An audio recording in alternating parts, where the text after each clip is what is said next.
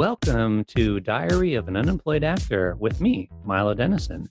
Today I am joined by a fabulous actor by the name of Cilléin McAvoy. Welcome to the show. Thank you for having me, Milo. I need to start describing people a bit more. 'Cause I've noticed in the past, so and so's here, and it always seems like there should be more. Oh no, I'll take fabulous actor as a nice introduction. Yeah. And you worked with me. Oh, you did? Yes, that's what I was like. I was making the face that the whole audience were probably making this, and it's like, who's that, man? Yeah, not that anybody will see this since it's a podcast, but yes, True. I will acknowledge that you made a face acknowledging that I was making a face. Exactly. They have to use their imagination. I hope they have a good imagination. It was a good face. I'm sure they do. I'm sure my audience does. I believe so. You're right. I have worked with you. You have? Yeah. Very recently, my most recent short film.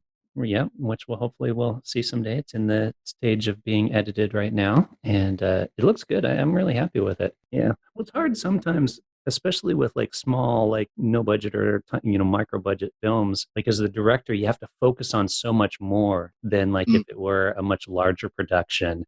The director is the person who's most in demand on any film set, but luckily for the director on a big budget, is they're able to afford to go hide somewhere. Yeah. I've seen it. I was doing an extra work. They're in some place, just looking at a screen, and it's like getting a message through. And then the assistant director here, just go over and tell your man just to walk over there, will you? Say, okay, the director would like me if you just do this. It's like, okay. It's totally true. I did a thing in the fall this year in London, and it was like that too. It was a big enough production where the director just was in his booth. You're in his the little sound, whatever. What's that actually called? Their little tent.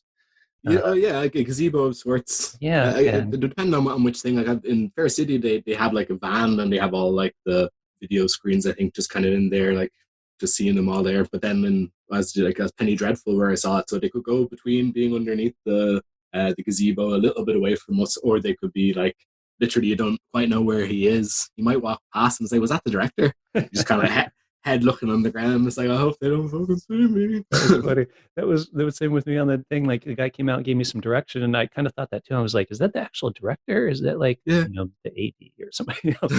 I'm just translating it. So you were on Fair? Had you been on Fair City? For extra work, yeah. My either my left or my right shoulder was definitely on RTE. Oh, okay. Yeah. But it's such a weird show to be doing an extra work on, because you don't know necessarily when your episode is going to show up, and whether or not you're going to even appear. So I did 4 or 5, maybe 6 different days of doing that. But all I know definitely is literally it's edge of frame, just a shoulder of mine. I had better luck on Penny Dreadful and Love Hate for showing up on the screen though. How do you find extra work? So I guess I should just be clear for anyone listening. Fair City is a super long running soap opera in Ireland, and so it's very common if you're an actor in Ireland. At some point, you might have probably been on Fair City. Yeah, or at least considered it at the very least. So it's it's never far from your thoughts in Ireland, and you're an actor. Yeah. So how do you usually find extra work and stuff like that? Is it just kind of the Star Now and those type of websites, or people or do you have an agent? I don't have an agent. Extra work was something. So I studied cinema in Edinburgh, and that's where I kind of accidentally started acting. When I got back to Ireland, though, due to the accidents of acting, my brain was already starting to process. When I come back to Ireland, I should try and do whatever kind of acting. So I applied for movie extras that I got my pictures taken in. Maybe it was in the Four Seasons. That's what it's called. Four Seasons Hotel, and I think it's Four Seasons. Some hotel anyway. So you got your pictures taken. You feel all fancy. There you are. So my first kind of thing of a photo shoot, just people trying to be very professional as much as they can. So you get your pictures taken, then it goes up onto their website. So you pay your money, then it goes on the website, and then you may or may not get calls. So it was being on that for a year and a half, maybe, that got me on Fair City, that got me to be on Love Hate, and get me to be on Penny Dreadful for the whole season 1 for Penny Dreadful. The others were just kind of random days. So it just gave me my understanding of how big sets work. I've studied film, I've made my own student films, but how is it exactly that the big productions kind of run? So it's kind of, as much as it is for me just to kind of get a bit of experience as an extra, it's more just to analyze the world of something that I've become so obsessed with by that point. So that's kind of what it was. It was kind of like being, I don't know, a spectator to the circus and just kind of seeing how it all just kind of works and be paying very close attention without them being very aware that that's my intention. But I'm getting paid to be there as well, getting fed, so it was all good. So it was just a chance to get to talk to people, and it all would then lead to me meeting Patrick O'Brien. So me and him were on Penn Dreadful together. And then how did that lead to more like on-screen time and speaking roles and that type of stuff? So yeah, so it comes to Patrick, who then mentioned. Oh, he doesn't even mention it, I don't think, or maybe he did mention it at Dublin Filmmakers Collective. And actually, he must have said it because I was happy to see him when I went there for the first time. Met Rob O'Mara and Alex Hmm. and Michael and all these people. Yep. So I would like kind of alien coming into this world, and I just kind of started gelling in, found the people that kind of seemed kind of like-minded enough to me, and nobody questioned the fact that you know I might want to be acting in these things. It just kind of started to be accepted in terms of getting onto the screen. But I was training and reading and doing loads of workshops in the background. But I kept it very, with DSE and stuff like that, you don't want to come across as being like you're taking it that seriously. As it is, it's been like an obsession just to be as good as I can. I've been watching films all my life, been obsessed. Never knew I wanted to do this necessarily, but you know, it would all get to me being doing more and more stuff. And then, of course, the DFC would then put forward the 1 year feature film challenge. Hmm. So all this time happens, all these friends are happening, all my training has been going on since coming back from Scotland. And here comes the new music. And Kiara asks me if I want to be Adrian. And it's like, well, I'll see what happens and see if I can do it. And now here we are. And it's been, I won the Spirit of Indie Cork award in October. And we got to screen it in the IFI in Cinema One to a very nearly sold out screen. It's all been kind of accidental, but always being very much striving in the background without revealing a lot that I am being so serious about it. Because it's good, because it's like work though as well. Because it's always weird getting into conversations with people. You were talking about with Aiden in your chat, just that sense that when you meet up with film people, it's not necessarily all the time you want to talk about work. It's like your own work. So what are you going to be doing next? It's like, well, I don't know. But when we talk about it, the other million films that are out there that exist that are so beautiful, I'll give you all my time and attention, and we can have these conversations. It doesn't have to be about us.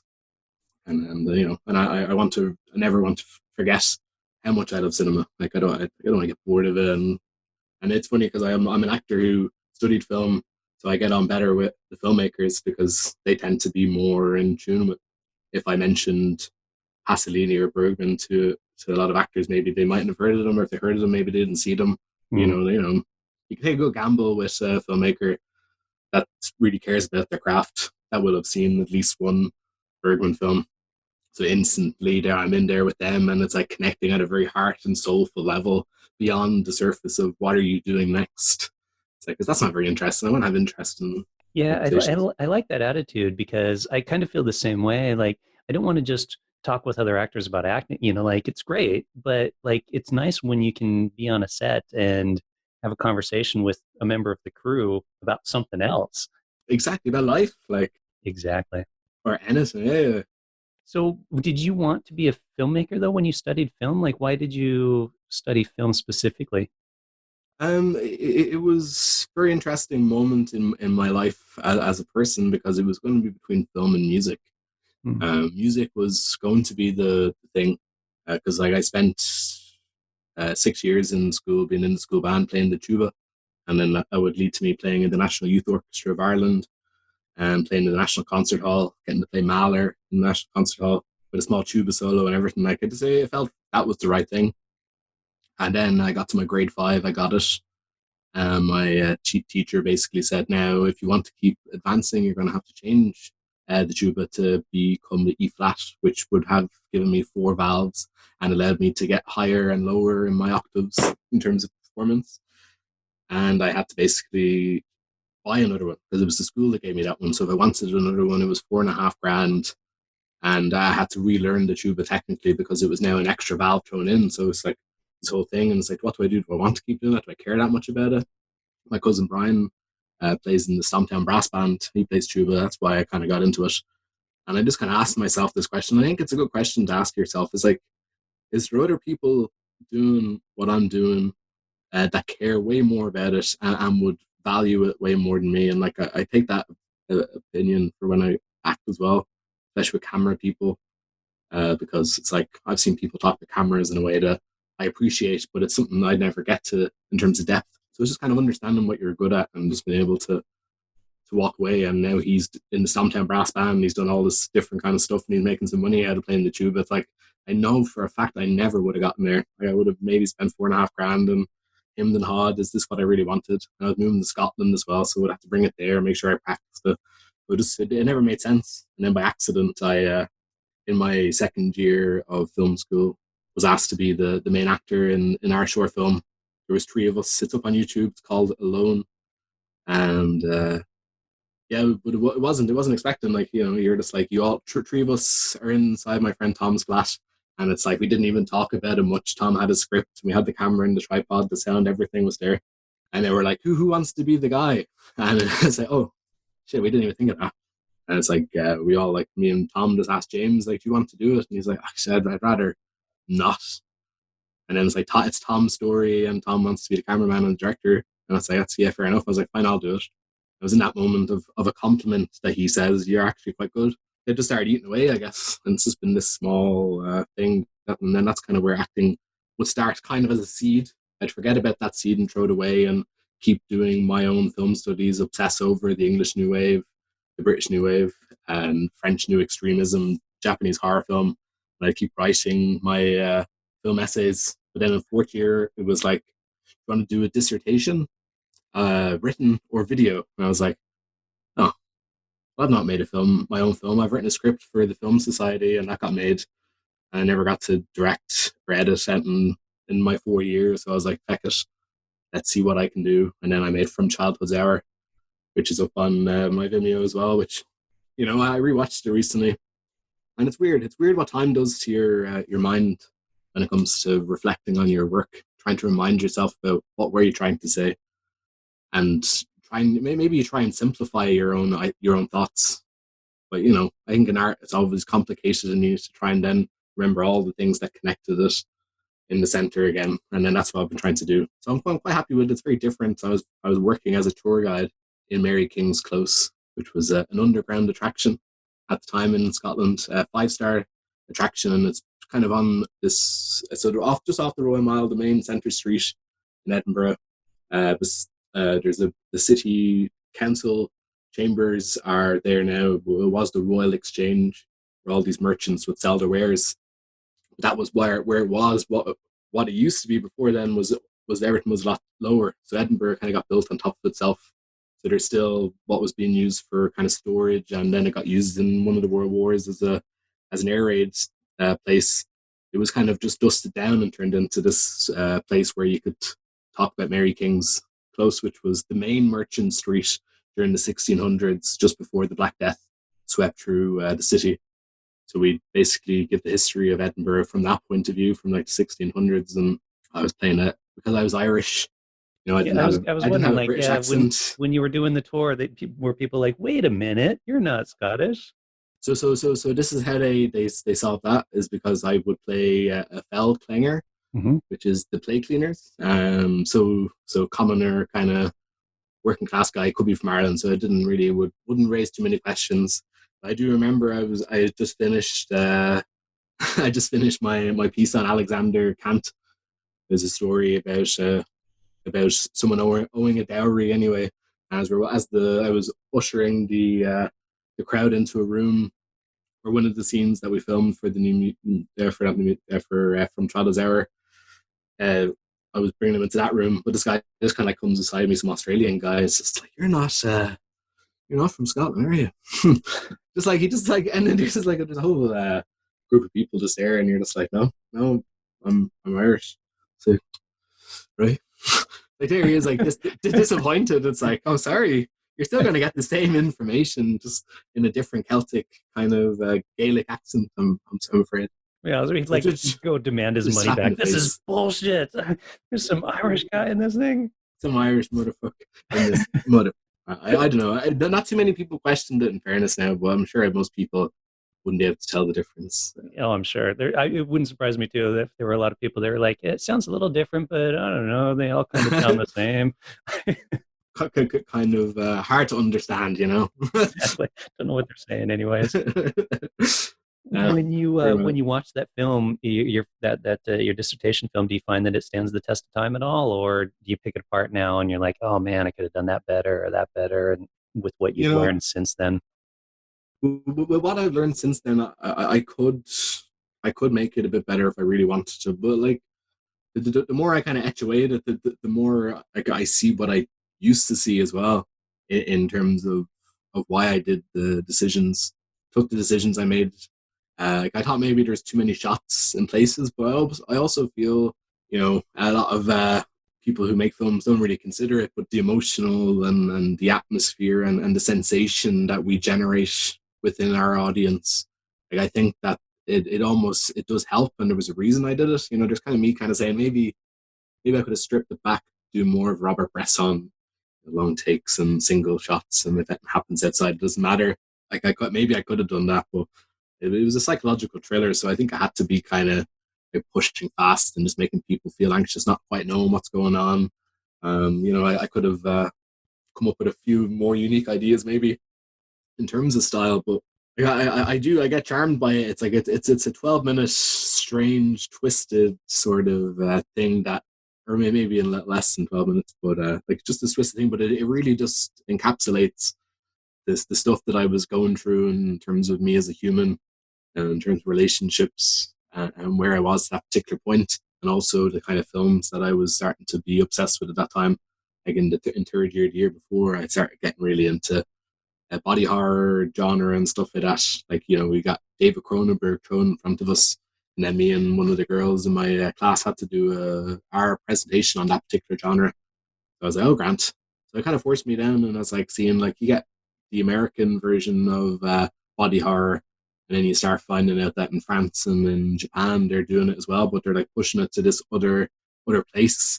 I'm a big fan of Asian horror films as well. Yeah, the American version, I'm not a huge fan of. It's either kind of goes for just general slasher or toned down version, and just it doesn't have that creep factor, that gets under your skin. Which is to be absolutely applauded for Asian cinema in general. Like it's in Japan and it's in South Korea, but it's not. I think it has to probably do with the audience, like in terms of how they look at people, Mm, how they value us and our intelligence. Like they don't take you for being a stupid person when you watch Ringu or something like that. Like yeah. I think Ringu is the best example because it's the thing where I kind of feel like I figured it all out, as well as doing an essay on westernization of Japan and how cinema was kind of basically fighting back against it. But just them being put under some amount of pressure in terms of the amount of technology coming into them and just their traditions and their culture started to feel like it was eroding. So they would use the way France and used, or the way Scorsese in the 70s used cinema to describe society and the problems that they find within it. So in that sense, it's very intelligent. So, And and do you then find that they still do that in French cinema? in the 60s, I mean, Kind of what I this think of too. I particular think of the 60s and 70s, but as you were talking there, I was mentally trying to imagine recent French horror films and I can't think of anything. there is I think there's the French New Extremism, which is interesting, which has some really fascinating stuff like Trouble Every Day, the Claire Denis film. It's one of the only Claire Denis films that I think is really interesting. Mm, About Beatrice Dalle plays a cannibal, and it's just some of the most stunning and gory looking stuff ever. Like, it's so beautifully horrible. I think that has to do with a lot of it. So aesthetic, it's a nightmare, but it's a beautiful nightmare. I think that's where American horror nowadays, modern horror, just loses it. Is yeah. trying to think about how am I going to make the person like jump out of his chair and throw his popcorn into his girlfriend's lap. That's not what's scary. It works for people. It works for people. The psychological torment works much much much much better. And like Ringu, like I say, I think that sense of it's almost not even a horror film, but the fact that there's a supernatural creature in it will make it be a horror film, and it's like a detective story nearly.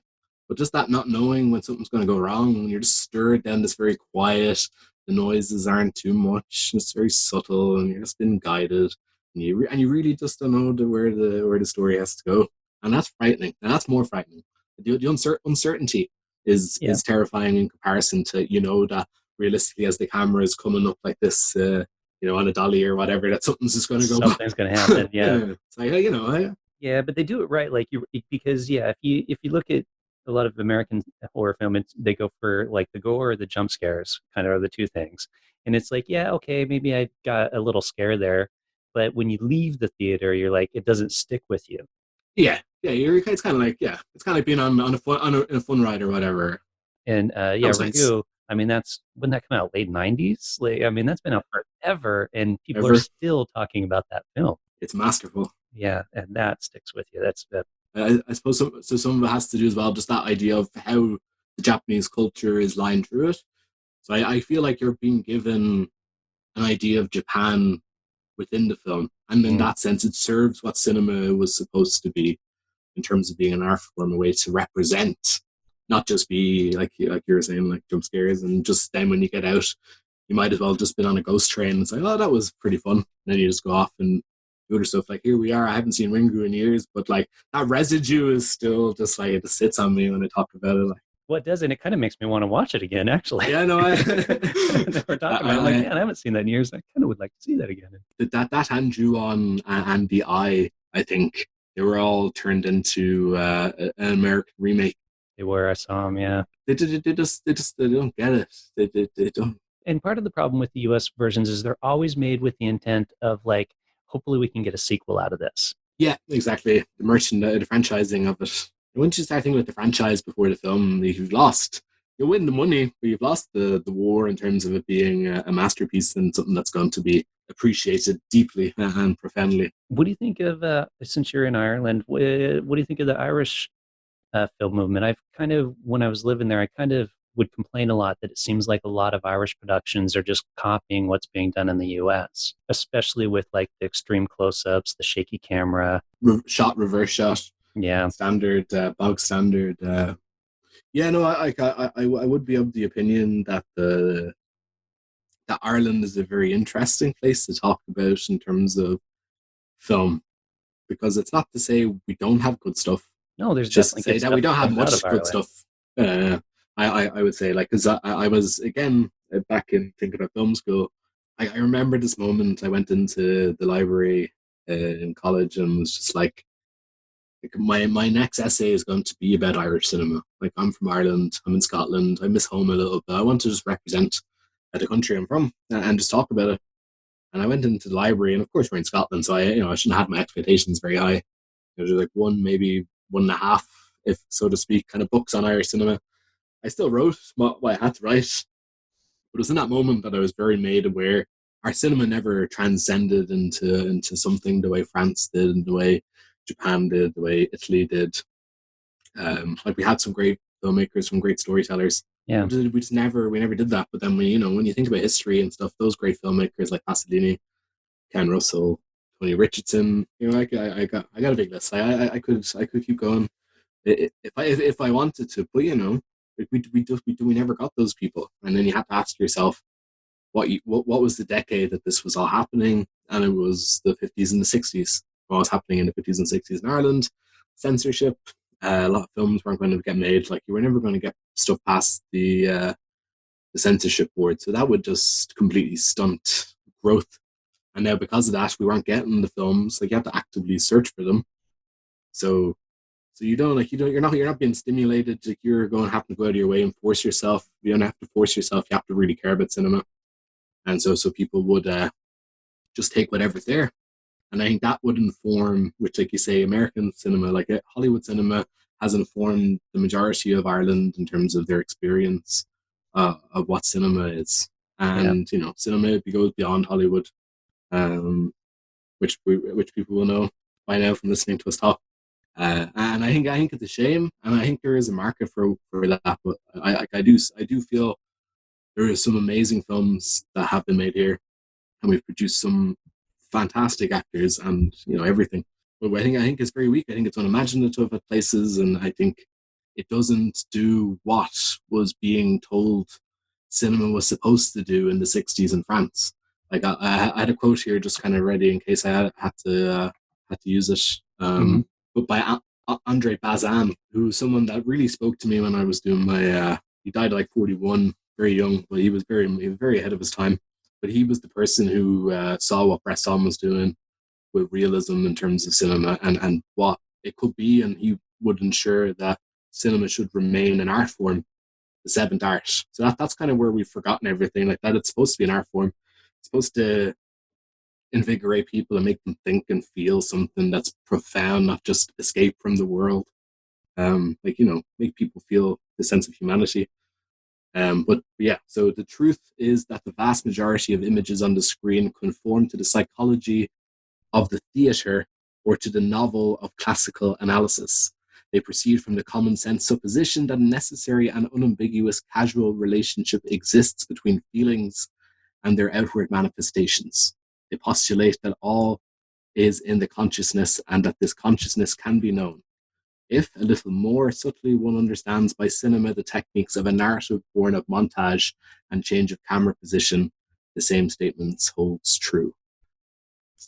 Like it's just like straight away, like that quote in itself should help you just re-figure what is it that I'm watching when I'm in the cinema. Like, is it doing those things for me, or is it just help me switch my brain off so I don't have to think about how shit life actually is? But then you watch those films, and you find the beauty in life again. Who said that again? Because I didn't recognize the name when you said it. Andre Bazin. So from France, he was a huge part in the creation of the Cahiers du Cinema. Okay. So he kind of helped ensure that people like Truffaut and Godard and their work was being recognized, and that people like Bresson, when they were making art cinema, that it would be recognized as such. So it was a purposeful decision to say in France we're making a lot of stuff that's just going to be spilt out into the public. It'll be enjoyed, but there needs to be a separation from the mass, the mass majority of enjoyment versus the people that want to go and find this beautiful, well crafted thing that just does stuff to your brain and to your insides that you're not quite sure how to explain. But it's just moving you and it's altering your perceptions of how you think about things. And I think in that. Yeah, that's good. That's a good way to think about it. And I like it too. It's sad that you often have to go outside, so far outside of mainstream cinema in order to find something like that. And even a lot of the indie films now, the quirky indie films are like, yeah, it's a nice quirky little indie film, but it doesn't really move you as much. And there's a reason for this. Again, this is something else I studied. So that's what we call indie wood, as you might have heard that word before being thrown Mhm. around. So it's like it's like Hollywood, but it's smaller, but Yeah. it's still Hollywood kind of thing. And I think that's mad. Like I can't believe they got away with that. But some Indiewood films are brilliant. Like I can't. I'm sure people think I just sound like I would never watch American cinema, but like no, there's so many great American films, of course, but unfortunately it's oversaturated now with lots of nonsense.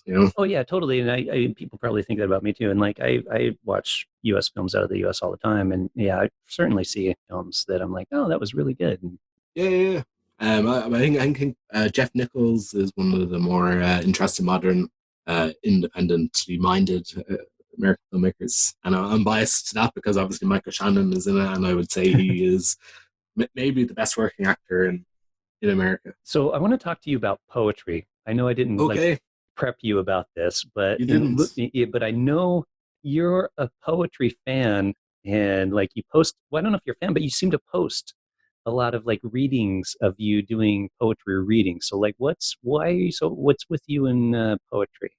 At the moment, it's cathartic. It's also been just a chance for me to use my voice in another way. And the particular poems that I want to do, like I feel like they hang with them something quite soulful and full of something like that. If you listen to it, you might necessarily know the words, or you might necessarily get what I'm saying. But at least with my intention of going through it with the care that I try and do it, that you'll feel something kind of profoundly human.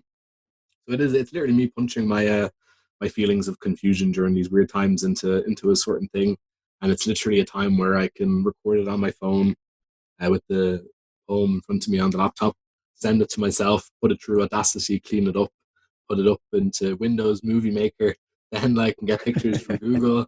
Like it's so leading basic, but I know enough of the basics to make it seem good and high quality. So like I'm just kind of using all these different little skills I had in order to kind of just push myself out there.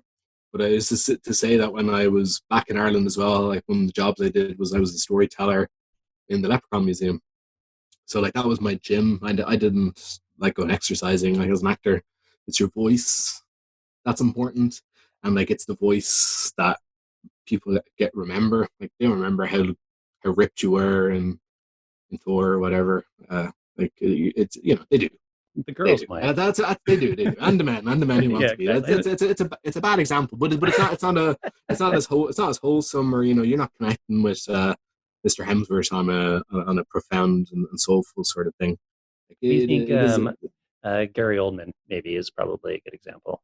He's a very good example. He's his quote that it's not enough to want to be a good actor. You have to be a great actor is something that I think is very important, and it makes you understand why he is that good. But yeah, because like you listen to him speak normally, and it's so different from his voice on screen, it kind of proves that point that like your voice is kind of who you are as an actor. Because you can relate way more to my voice than Liam Hemsworth's muscles, for instance. It's very human, but it's as selfish as it is selfless in my head, I think. Like, but it is a way for me to celebrate voices that aren't been talked about. So like there is like small reasons that I pick certain people like WB Yeats, like that's someone purposeful right now in Ireland within the turmoil, that we just remind ourselves of the early 1900s before all this shit started happening with the two political parties that everyone knows. There's a poem I did by WB Yeats called Parnell's Funeral. So he's someone that I would have talked about a lot in the Leprechaun Museum as someone who helped protect and gather our stories and ensure their safety. And he also wrote his own things about his own perspective. So he was very rich and deep in the politics and the culture, helped ensure that the Abbey Theatre was founded in 1904. So this kind of person would write about how he felt from that particular moment. And I felt it's very strange because in terms of the psyche of the Irish people, I feel not much has changed, because I think we're still sitting in the mindset of the way he was even still thinking back then. He talks about De Valera and the idea of the demagogue. And for someone to be around that time to suggest that that's what De Valera was up to would really provoke a lot of questions in your brain. Because in Ireland, you grow up, you have to decide: are you a treaty fan, or are you anti-treaty? You can ignore it if you want, but it's a huge part of our history and of our politics. Even if you want to just think it's a lot simpler than that. Unfortunately, there's six counties in our country that are still belonging to the United Kingdom.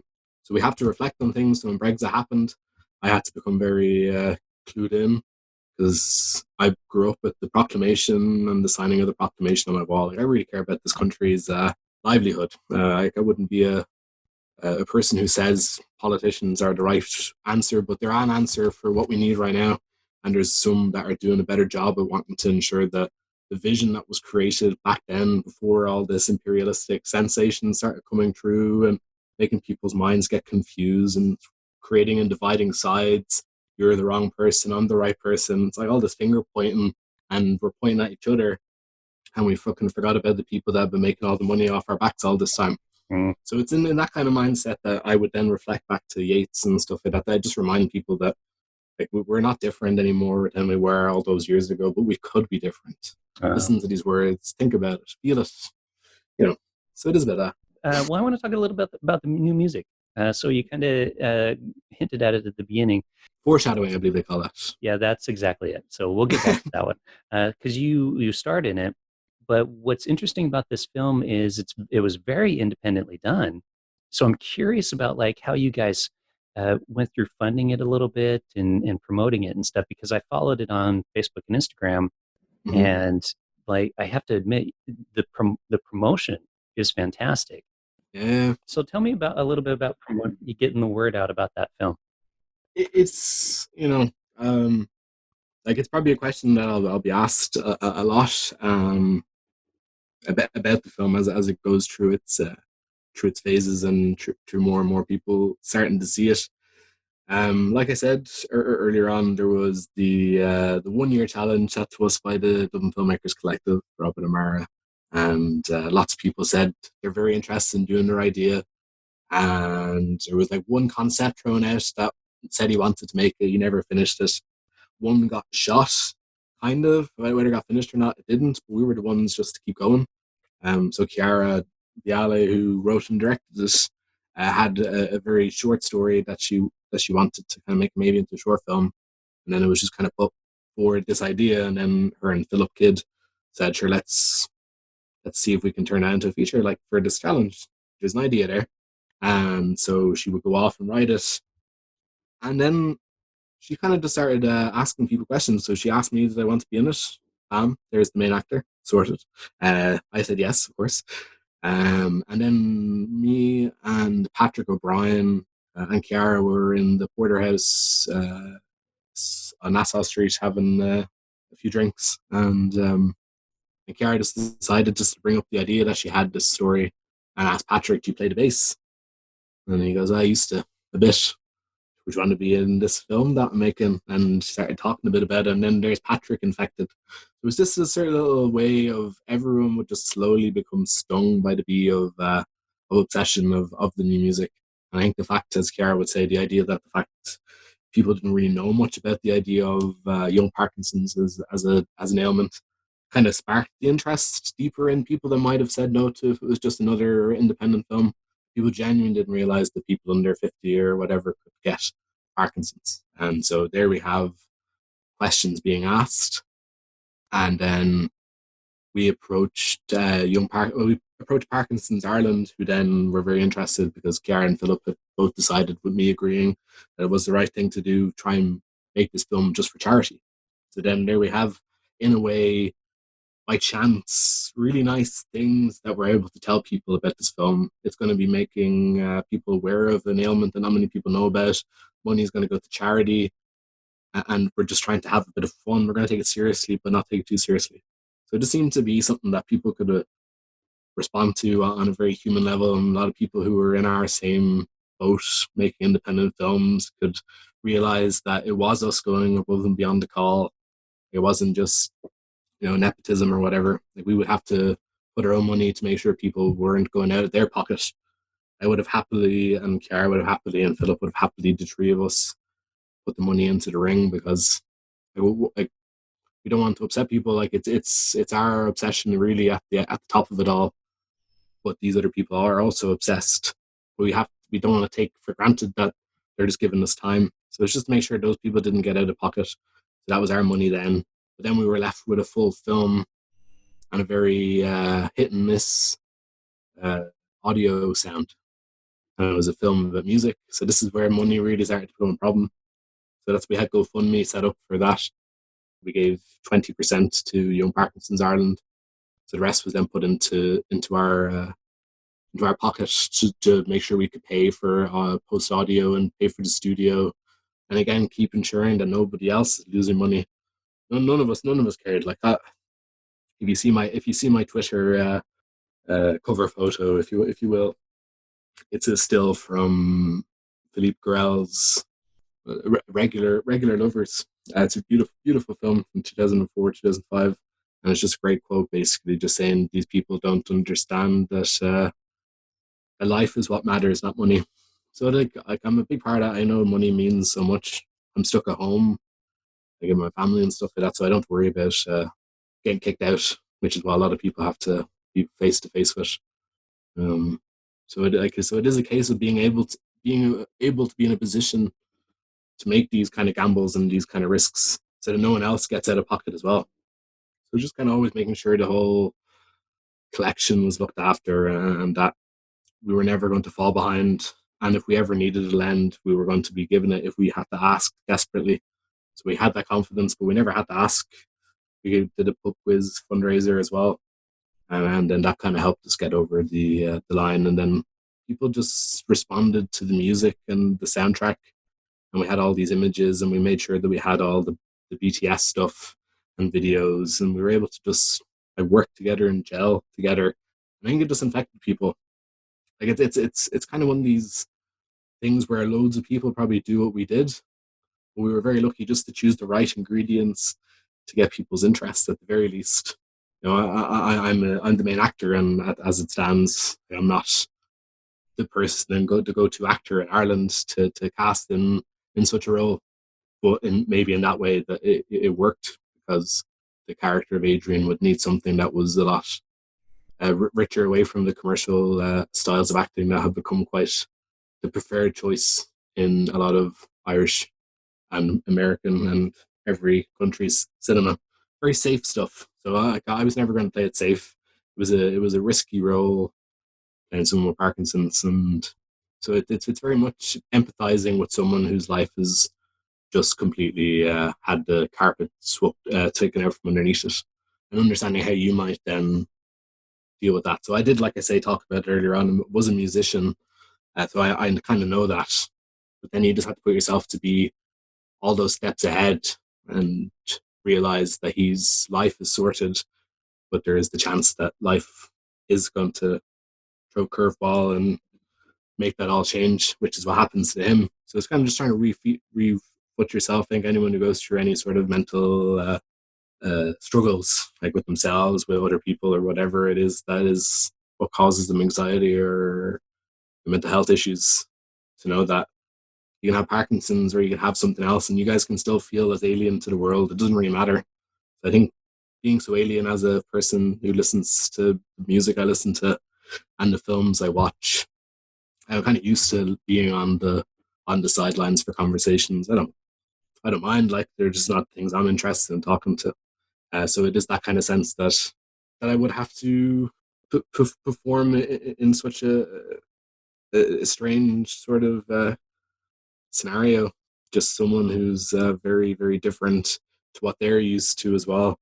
And I really like how Chiara wrote him. Like really gave him such a razor sharp edge, a very unsuspecting sort of face that I have, but within the capability of things I feel as a person, it is quite a deep pool. So I like that this guy can seem like he's harmless, but then like there's a few moments where I'm able to just like snap at people, and it's like holy shit, okay, this guy is being a dickhead, and it's not okay. But then that plays with people's emotions and stuff like that. So it's that kind of balance of being someone who looks like they're not going to harm someone, but then you're never safe with them, and they're the kind of actors that have always inspired my kind of appreciation of the art form. How did you go about then? I always love hearing people's processes for getting into character when the camera's not rolling. Like, what are you doing when the camera's not rolling? Like just before it, or Um, well, depending on the scene and depending on what take, like I could be just if I'm very easy on the scene and it's not too complicated. You could see me having a small kind of conversation with one of the other cast while the director resets, and then I'll go to my place. But then there was times where like I knew beforehand that my character was so alien to these other characters that being quiet and stuff like that, I made the point to people, if it looks like I'm kind of just going off by myself or I just need that time to myself, understand that it's nothing to do with me being wrong in my head. It's just me just separating myself again. So then like I walk away, and then when you come back in, it's almost like the tunnel vision. So like all the cameras and stuff don't matter anymore. You've created that sense of space for yourself. You don't belong, and you're like, that's the feeling I'll keep for the rest of the scene, and we'll see what their lines and how they act in the atmosphere of what I'm feeling in the pool that I'm sort of swimming in. yeah? So it's kind of like swimming in a pool together and see how different people play together. Mm. Have you done any stage acting at all? Yeah, yeah, yeah. So some of my more interests and performances have gotten to be on the stage. I've gotten to do a lot of strange, quirky characters in the kind of quirkiness that I absolutely obsessive about, like people that seem to be cool, nice, but then on the inside it's just chaos. I think Michael Shannon talked about. that thing. If I did all this stuff in real life, people would just want to lock me up. But I go onto the stage and I just act crazy, and everyone stands up and applauds. It's like it is, it's so true, but it's a way for me to just put all that mad energy into characters that people actually like, but they're not nice people, but they like them and they don't know why they like them. I'm unsuspecting good at playing a dickhead, I got told. so Nice. so so usually a dickhead or a mental patient seems to be my I can see that. That's kind of funny 'cause you're kind of a dickhead in the film, in my film, actually, now that I think about it. And and you a know, bit mad. yeah, and a bit nuts, exactly. Well, the reason why I asked you the question about like kind of your off-screen processes, I always think it's You've funny. seen it. I haven't, yeah, well, yeah, I guess I've seen it in Kind that, of. yeah. I just hid at the back and had cigarettes. Like that's my process. Get away from everyone and just have some cigarettes and coffee like by myself. Well, and that works, and it's interesting because I have a harder. So with me, it's funny because on stage, like people are way more accommodating to actors kind of going off for some reason and getting, doing their own thing, and they leave them alone.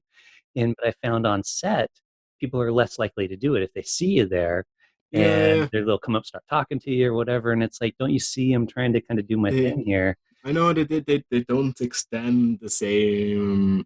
Yeah.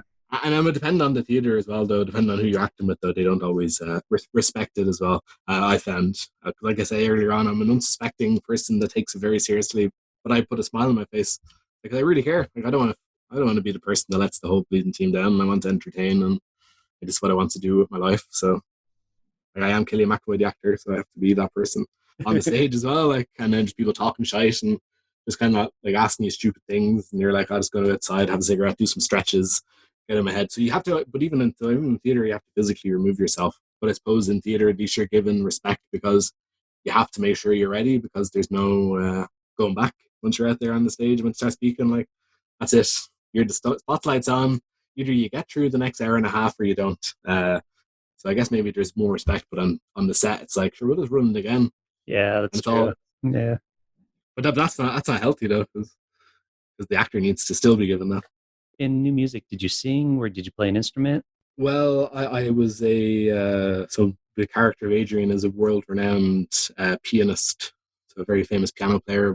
That was his deal. He'd made it as a person, would have played the Scala and played all these awesome venues that you would dream about getting to play if you were getting to be a piano player as a kid. So he's realizing his dreams as one of the best pianists, and then he gets told, due to the fact that things are starting to not feel right anymore, that it's Parkinson's that he's been diagnosed with.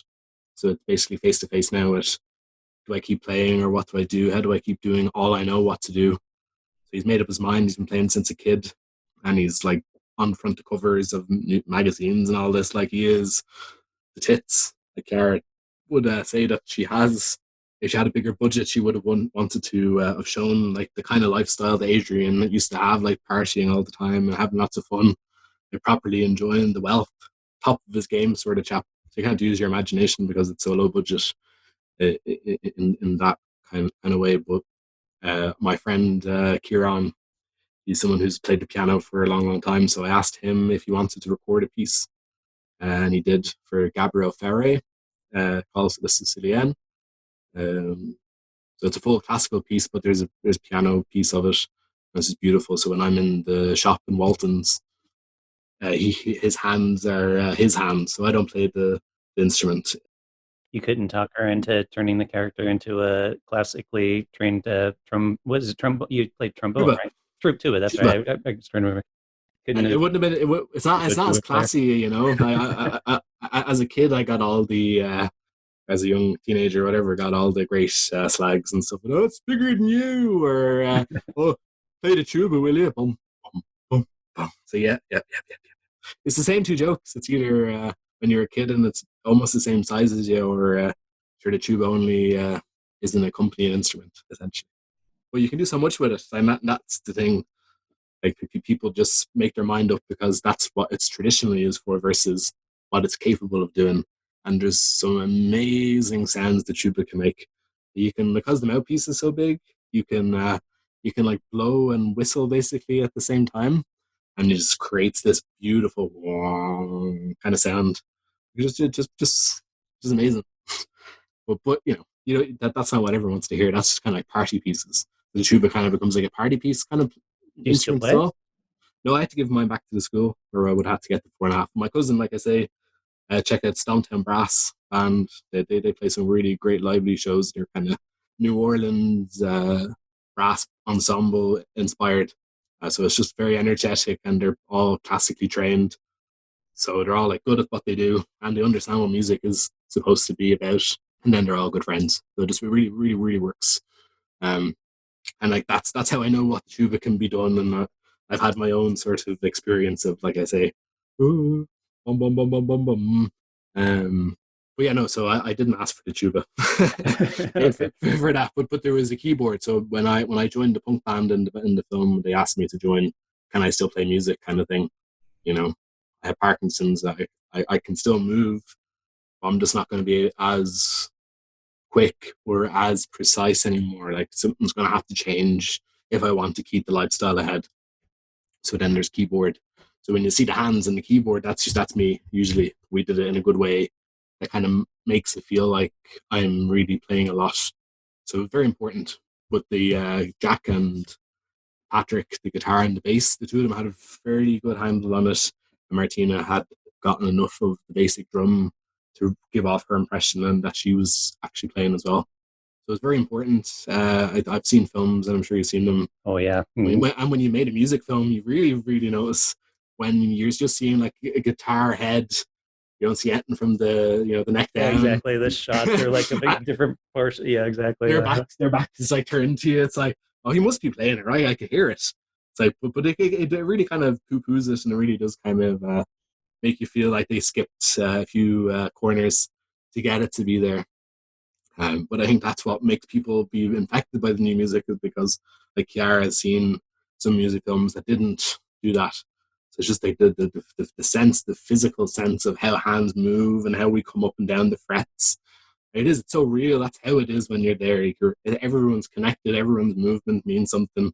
We're all in this together in this sort of sphere. And I think punk music gives off that sort of thing more so. So maybe that kind of added a bit to the intention behind that sense of unity in the room. And like Kiara had to jump in the last scene into the crowd to make sure everyone was kind of running up and jumping up and doing the right energy. So you see that in films as well. So it's not always the actors, sometimes it's the extras. They're just not given enough information. So they're all just kind of doing little slow dancing and stuff like that. And new music might be a little faster than what they're used to dancing to. So it's just like there's a juxtaposition that doesn't quite match up, and it's just kind of like it always off puts me. Like I got this weird sense in the center of me when I watch stuff. If it feels wrong, it just kind of like tells me, and then I start picking it all apart and going, "That's why it doesn't feel right." Okay. I say this all the time with movies and working on films and stuff. People are like, "Oh, that thing over there moved," or what, you know. I'm like, okay, look, if people are watching this film and they're commenting that that thing in the background moved from there to there, then there's clearly something wrong with like the performances going on. And what you're saying is exactly that too. If you're paying attention to that something's not right, then it's because of the performances on the screen not being believable as musicians in the way that they're moving and stuff like that. So it's pulling people actually out of the performance. Exactly. And like a lot of that, who knows who exactly is to blame? Is the camera angle? Are they showing too much dead space, too much unnecessary things in the mise en scène that is generating such an effect on our brains? Or is the actor just not committed fully and showing their whole soul and giving everything? That just kind of, like you say, like kind of this tractor beams us in. And you're like, oh, like that's what you strive for, is to be able to just like people not be able to take their eyes off you. Like, Well, props to Kara then for getting in there and actually jumping in as a member of the crowd to get people doing it right, oh yeah, like yeah, and it versus being really the director, really like, made come such on, a you're not doing it difference. right, like Not doing it right, just wagging her finger. Yeah, yeah, yeah. No, like she literally was. You could see her just like she's like at the back, just making sure everyone's kind of comfortable, and then when the people have to rush to the stage and stuff like that. Like she used to be in a band, so she really has that sense of what crowds are supposed to do, I guess, and that's like it's understanding what music is as well that makes the new music be strong. Like music is different. The same way we're talking about film, I could have the exact same conversation about music. Just that way that there's the popular side, and then there's all this other stuff that's full of guts and heart and glory, and people just do it because they need to do it, and there's nothing else to it. And it's like that. Give me that music. Let it speak to my guts and my soul.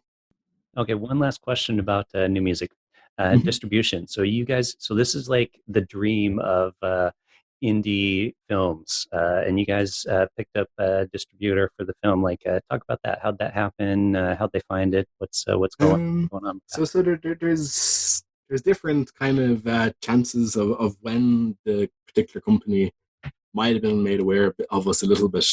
So we were at the marketplace in the Fla, in the Galway Film Fla, and we just wanted to see if anyone wanted to take it then.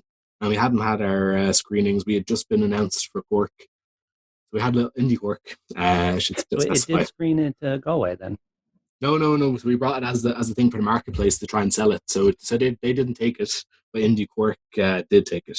Okay, so you took it to the marketplace, which is like basically an opportunity for filmmakers to try to sell their films at an Exactly. event. Mhm. So all these different people from different companies, you send in the stuff that you send in the people you want to talk to, and then they say, well, no, you're not talking to them. You can talk to these, that kind of thing.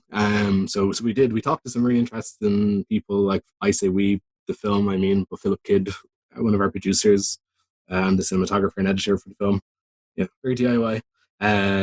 He was talking to these people, and there was people kind of interested. People wanted to see what it looked like, but it never really moved anywhere.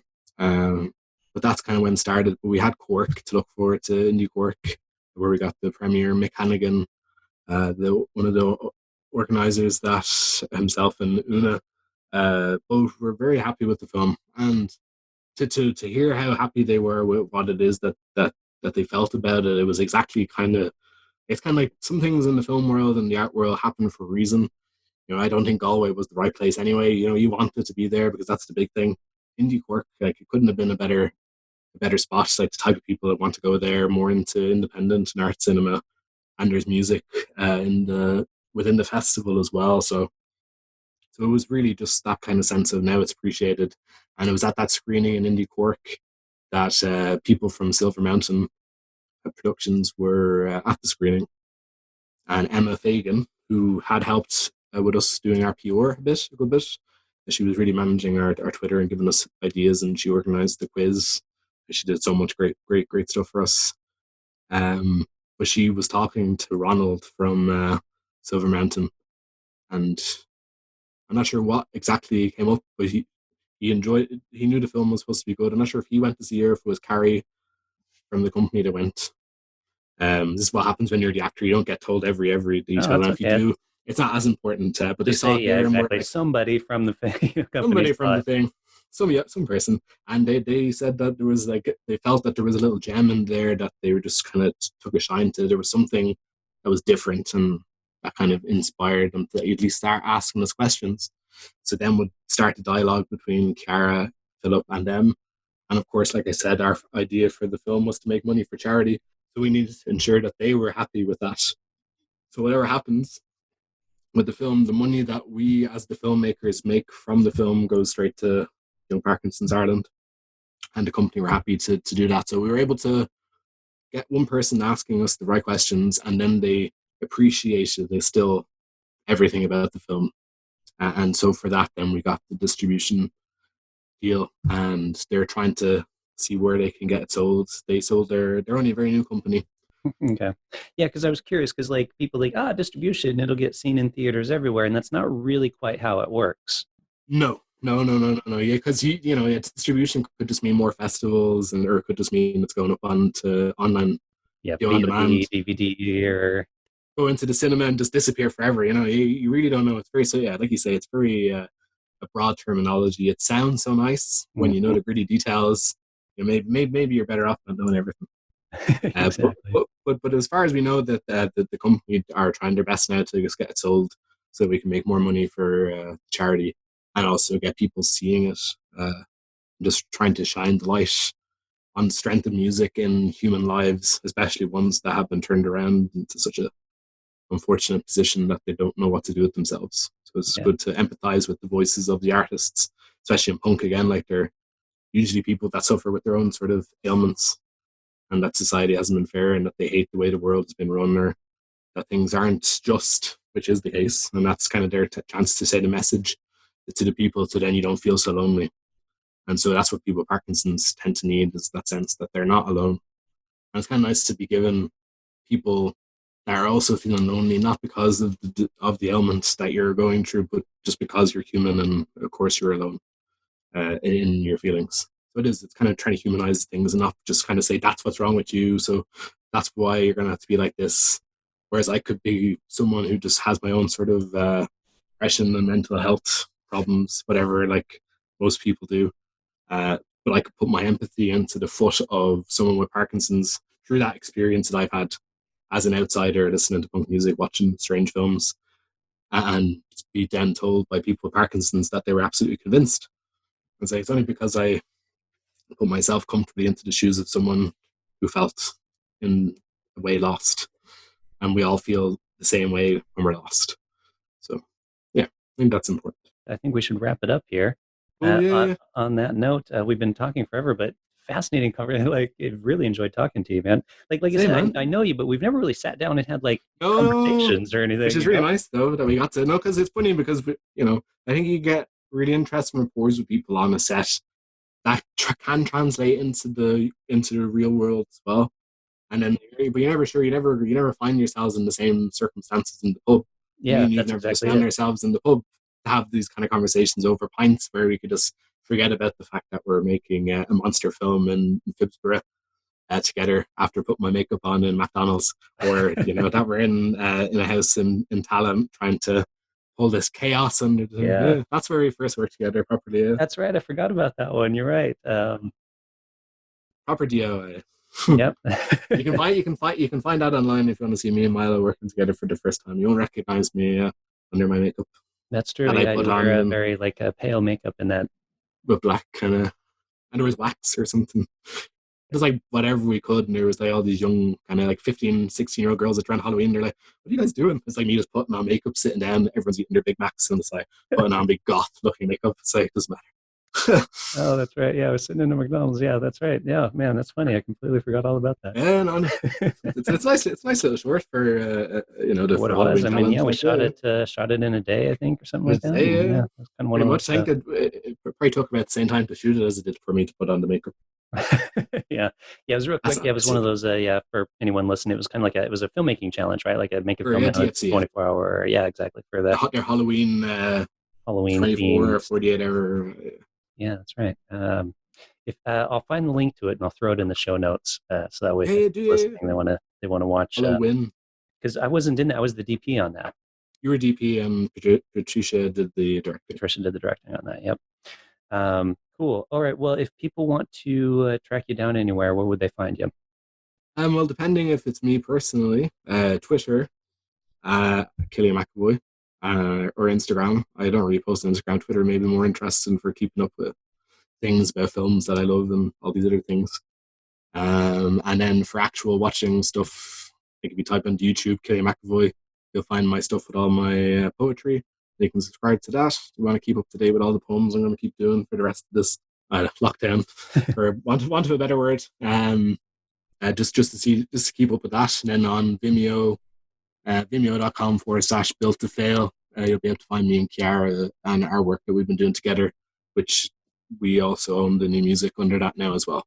Okay. It wasn't made like that, but due to the contract and stuff, some company had to overtake it. Awesome. So Built to Fail Cool. is the main place, I think, for everything. That's on Facebook, Twitter, and Instagram. And the new music, you can find all that stuff, trailers on YouTube. And I think, I don't know, is there any particular direction, or is that okay for, is ambiguous okay? For Fine with sending me. Yeah. people, I don't know, I don't know where to send people. I don't know. Yeah. I don't know. Whatever. Like, Didn't Google me. Put me in Google. people Yeah. usually it's like Instagrams and Twitters and Yeah. that kind of crap. Whatever Mm, your social media profile is. kind But of things are. I'll throw a couple links in the show notes for people. Thank you, sir. We'll see what they can find. But yeah, Cillian McAvoy. His name will be in the title of this. Search him. Spelled correctly, we hope. Yep. Once the new music gets out there a bit more, he'll be famous. And I can say I interviewed him before he was famous. And you can interview me even if I am famous. I'll be like, hey, dude, you want to do an interview? And you'll be like, I don't know. I kind I of, need to check my how famous am I right now, radar. yeah, No, I just ticked over there into it's in the red zone. If sorry. some scandal shows up, maybe Yeah, okay, I'll call you. yeah. If the fame goes away, because it's fickle, then It is we'll very talk. fickle from what I hear. All right, man. Well, thanks a lot. Cool. Thank you so much. Looking forward to yours. All right, talk to you later, man.